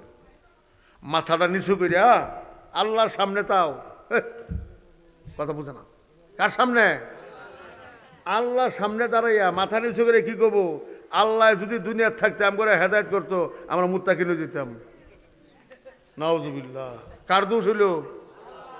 আল্লাহ বা কি বলবেন? বালা কাদ জাআতকা আয়াতি ফাকাযযাবতা বিহা ওয়াস্তাকবারত ওয়া কুনতা মিনাল কাফিরিন। আল্লাহ বলে হা হা, এতক্ষণ সত্য কথা কইছ, এতক্ষণে কি কইছ? সত্য কথা বলছ। আমি হেদায়েত করলে তুমি মুত্তাকিন হয়ে যেটা। তগর বাড়ির কাছে যে আলেম ওলামারা ওয়াজ করছিল, তোমরা যে রাস্তায় রাস্তায় ঘুরছ, ওই ওয়াজ আলেমরা করে নাই, ওই ওয়াজ আমার। প্রত্যেকটা দিন 5 বার মসজিদ থেকে যে আল্লাহু আকবরের ধ্বনি তোর কানে আমি পৌঁছাইছি রে বান্দা, হাইয়া আলাস সালার ধ্বনি যে আমি পৌঁছাইলাম, এটা মুয়াজ্জিনের আওয়াজ না, এটা আমার আওয়াজ। তুমি কি করছ? তাহলে এখন চিন্তা করে দেখুন, আমরা কি আল্লাহর নবীর তরিকা মতো আমার সন্তানের দায়িত্ব পালন করছি? হ্যাঁ, এনু যুবক, অনেক যুবক আছে, স্কুল কলেজের ফলাফান আছে। এনু কয়টা আছে স্কুল কলেজের ফলাফান? আর রাস্তা দিয়ে আমার সামনে দিয়ে ঘুরতেছে, এনু কয়টা আছে? কথা কর না কি লিখা? তাহলে এটিও বাপ মা আছে, ওটিরও বাপ মা আছে। ওদের বাপ মা মনে হয় না এই কথা বুঝাইছে যে কোনো ধর্মসভা হইলে, আলেমদের সভা হইলে তোরা বহিস। ওর বাপ এই বহে না, ওর বাপ দাদা বই রয়েছে 14টা দিন না, ওই বাজার অনেক শ্বাস চলো, পোলাফান রাস্তাত ঘুরতেছে। কথা কর না কি লিখা? তাহলে এই পোলাফানে ছেড়ে দিব নাকি? ছাড়তো না। আল্লাহর এই ছাড়তো না, আপনি করে ছেড়ে দিব? হ্যাঁ, কার পিছিয়ে দৌড় ফাড়তেছেন? কি ভাই দৌড় ফাড়ুন? হ্যাঁ, কি কঠিন অবস্থার মধ্যে আমরা আছি। আরেকবারে খাবো, ধরা খামো। আমি ওয়াজ করছিলাম এটা অনু, কথা কর না কইছিলাম না? ওই যে কইছিলাম যে স্বামী যদি টাকা দান করে, বউ কি কইছে? ভালোই করছুন, সমর্থন দিছে বউ। তাহলে স্বামী দান করে যেই পরিমাণ সব পাবে, বউ সমর্থন দেওয়ার করে সমান দাম। আর স্বামী চুরি করছে মাছ, রাতে 2টার সময় তুলে লইছে, বউ কি কয়? ভালোই করছুন, 3-4 মাস মাছ কিনো লাগতো না। তাহলে স্বামী যে চুরি করলো, মাছ চুরি করলো, আর বউ যে কইলো ভালোই করছুন, 3-4 মাস আর কি করুন লাগতো না? মাছ কিনো লাগতো না। এই জামাইয়ের হুমান গুণাগার হইতে হলে বউর মাছ কয়টা খাওয়ান লাগবো? একটাও না, সমান। আপনি যে মেম্বারে ভোট দিলেন, চেয়ারম্যানের ভোট দিলেন, এমপিরে ভোট দিলেন, মন্ত্রীরে ভোট দিলেন, প্রধানমন্ত্রী ভোট দিলেন, প্রেসিডেন্টে ভোট দিচ্ছেন, আবার হাজার হাজার মানুষের সামনে গলা ফাড়িয়ে কইছেন আমরা আছি, তোমার সাথে আছি। হ্যাঁ, ওরা যে হাজার হাজার কোটি টাকার লুটপাট করলো, শত শত মানুষ হত্যা করলো, শত শত না, হাজার হাজার মানুষ হত্যা করলো, হাজার হাজার মানুষকে জেল খাটাইলো। এই যে অন্যায় যে করলো, এই অন্যায় তারা করছে, আপনাদের তো কোনো আহার যায় না। হ্যাঁ, ওরা হাজার কোটি মাইরে খাইলো, বিদেশে বাড়ি বানিয়ে খাইলো, আপনি হের সমর্থন দেওয়ার কারণে সম পরিমাণ গুণা তো আর আপনাকে হইতো না। হ্যাঁ, না খাইয়া, না ধইরা, না শুইয়া হুমান। হ্যাঁ, আফসুস। কাদের সাথে চলেন? কাদের পক্ষে আছেন আপনারা? হ্যাঁ, আপনারা আমাদের কাছে ফুল আত্মসমর্পণ করেন, মানে আপনি হুজুর যেমনে চালাবেন এমনি আমি আছি, আমি লড়মো না, চড়মো না, ওগো হুজুর টিক মেরে থাকবো। এটা কোন সময় বুঝছি? মানে একজন আলেমের সামনে আপনারা আত্মসমর্পণ করবেন ঠিকই, হুজুর আপনার যেরকম করেন ওই রকমই। আমি কিচ্ছুই করতাম না, লড়তাম না, চড়তাম না, কথাও কইতাম না। আপনি যা কবেন তাই, ভুল করলেও ভুল, শুদ্ধ করলেও শুদ্ধ, আমি আছি আমার মতোই, বাস আপনার সাথে আমি আছি। কতক্ষণ? এটা কোন সময়? মরলে পরে ঠিক মেরে হয়ে থাকবেন, হুজুরে যা করবো তাই। মরার আগে হুজুরের সাথে কম বুঝের মানুষ পৃথিবীর থাকবার ভয় আমার বাংলাদেশে নাই। আর যে রাজনীতি করে, এটি তো হুজুর করে, যে হুজুর শব্দ, আলেম শব্দ, এই আলেম হওয়াটাই এই সমস্ত রাজনীতিবিদদের কাছে একটা অপরাধ। অপরাধ কেন? অপরাধ হওয়ার কারণ আছে। অপরাধ হওয়ার কারণ হইল 30-40 বছর আগে আমার বাংলাদেশে ডাকাতি হইতো। কি হইতো? এই ডাকাতির মধ্যে বছরে কামলারাও আইতো। এই বাড়ির বছরে কাম করছে, হ্যাঁ ডাকাতি করবার লেগে আইছে। অথবা বড় ডাহাত যেটা চিনে হালাইছে, আল্লাহ সলিমুদ্দিন তুই আইসর, বা সলিমুদ্দিন চিনে হালাইছে, এখন কি করবো? মারিতে দেবো গা, কথা কর না কিলিগা, মারিতে দেবো না। এটি সিস্টেম ছিল এটাই, এটা মারিতে দিত। কারণ কিলিগা সাক্ষী রাখতো না, অপরাধের সাক্ষী রাখবে না। আমরা যে দুনিয়ার মানুষের কইতেছি যে এরা আপনারা ভোট দিলেন মেম্বাররা, গরিব মানুষের চাল চুরি করে খাইলো, চেয়ারম্যানরে ভোট দিলেন, দুনিয়ার দুর্নীতি করলো, এই এমপিরে ভোট দিলেন, আল্লাহ কি পরিমাণ খাইলো আর খাইলো। এমপি মন্ত্রীরে ভোট দিলেন, লাখ লাখ লাখ লাখ কোটি কোটি হাজার কোটি টাকা খাইয়া, বা দুনিয়ার লুচ্চামির থেকে লইয়া এমন কোনো গুণা নাই যা না করলো, এমন কোনো হত্যাকাণ্ড নাই যে না ঘটাইলো। এখন আমরা এটা মানুষের মধ্যে প্রকাশ করে দিই। এটা প্রকাশ করে দিলে মানুষ বুঝতে হালায় না যে এতদিন ভুল করছি, তাহলে আমার দেখবার হোক না, কথা কর না কি লিখা। তাহলে এইটা কবো না যে হালিম সাহেব আগে তো ওয়াজ ভালো করছে, না ওয়াজের সিস্টেম ভালো না। সিস্টেম ভালো না কি লিখা, সিস্টেম ভালো না এটার লিখা যে ওরা যে অপরাধ করতেছে, আমি এটা কই না কে আমার নেতার চরিত্র গুয়ের মতো পবিত্র। ও আমার নেতার চরিত্র ফুলের মতো পবিত্র, এটা যদি কখন যায় ওখানে একটা নেতা হসুক না এখানে। আমি দিকে যে হ্যাঁ এটা এই ব্যক্তি হলো আমাদের একটা মহান নেতা, আপনাদের কাছে এসেছে দোয়ার জন্য। দেখো হ্যাঁ এই যে হালিম সাহেব বড় বক্তা, আমি ওকে আত্মা দিয়ে ভালোবাসি। হুদাই কে আত্মা? আর আত্মাই নেই ভালোবাসি যদি।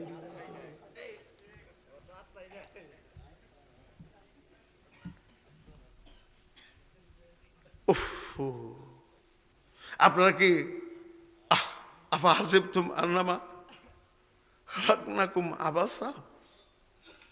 আল্লাহ পাক কত সুন্দর করে কইতেছে, এই আমার বান্দা বান্দিরা, তোমরা কি এটাকে মনে করছো যে আমি এমনি এমনি তোমাদেরকে বানাইছি?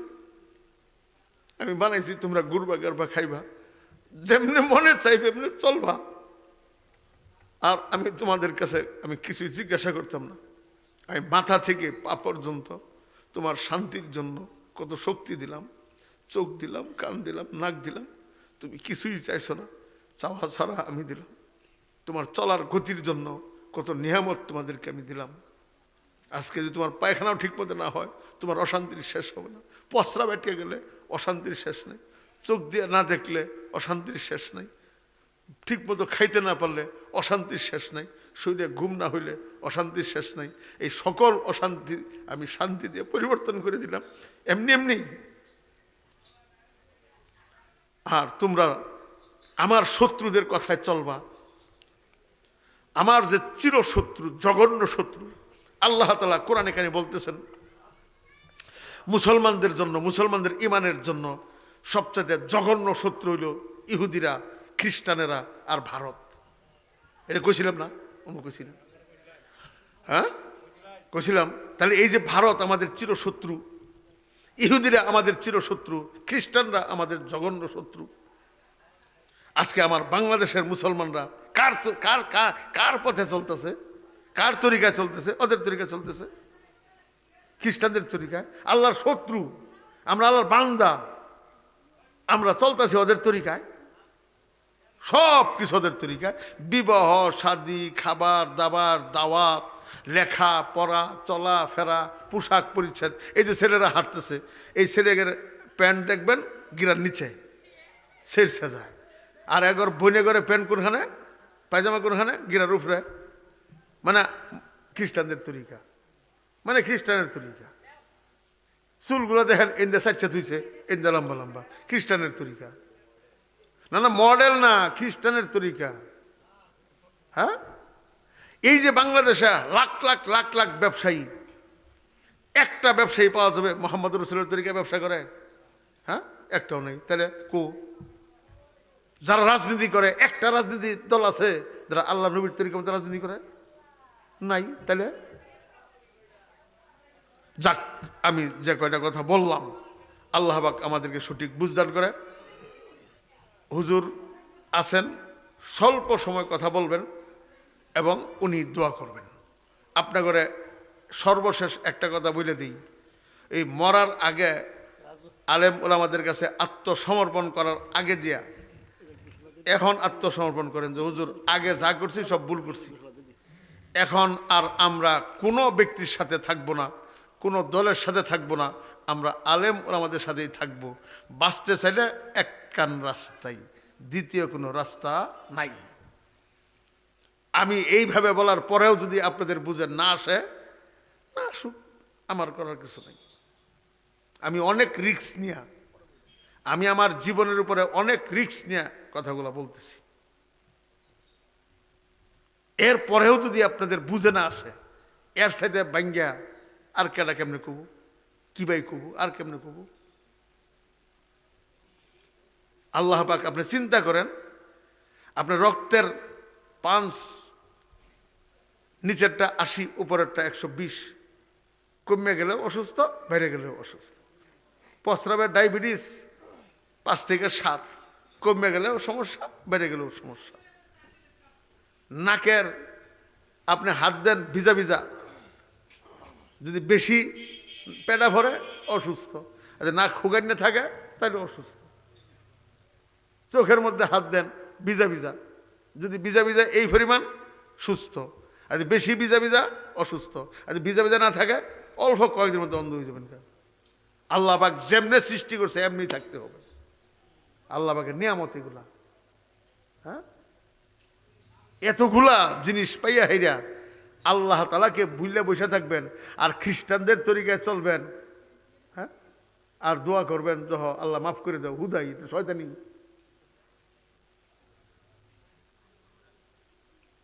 না কিভাবে আপনি জীবনটা কাটাইলেন, আর কতদিন? এই জন্য যে অবস্থা আছেন আজকের থেকে পরিষ্কার ভাষায় বইলা ফেলেন যে না আর না। ওয়াখিরু দাওয়ানা আলহামদুলিল্লাহি রাব্বিল আলামিন, আসসালাতু ওয়াসসালামু আলা খাইরি খালকি মুহাম্মাদি ওয়া আলিহি ওয়া সাহবিহি আজমাইন। আসসালামু আলাইকুম ওয়া রাহমাতুল্লাহি ওয়া বারাকাতুহু।